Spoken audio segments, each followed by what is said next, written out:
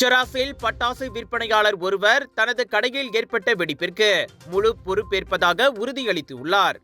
4 நாட்களுக்கு முன்பு பட்டாசு விற்பனைக்கான தனது அனுமதி காலாவதியாகிவிட்டதாகவும், வெடிப்பு ஏற்பட்ட தினம்தான் கடையை நடத்துவதற்கான கடைசி நாள் என்று அந்த பட்டாசு விற்பனையாளர் ஒப்புக்கொண்டதாக ஊடக தகவல் ஒன்று தெரிவித்தது.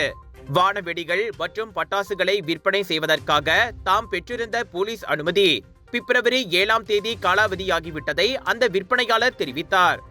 அன்றைய இரவு கடையை மூடுவதாக இருந்தபோது திடீரென தீப்பிடித்ததாக அவர் கூறினார்.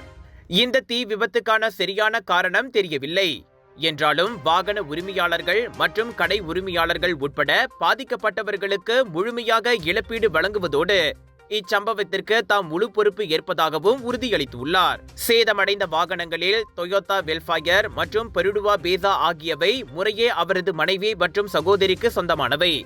கடந்த ஆண்டு ஏப்ரலில் தான் வெல்ஃபயர் வாங்கியதை அந்த விற்பனையாளர் உறுதிப்படுத்தினார். பட்டாசு கடைக்கு அருகில் இருந்ததால் 5 வாகனங்கள் தீயில் சேதமடைந்தன.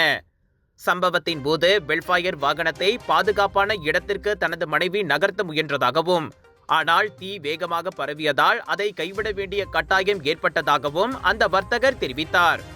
விலையோ மலிவு, செலவோ குறைவு, தரமோ உயர்வு, மனமோ நிறைவு. மக்களின் தேர்வு என்ரிகோஸ் முழு ஆடை சத்துள்ள பால்மாவு.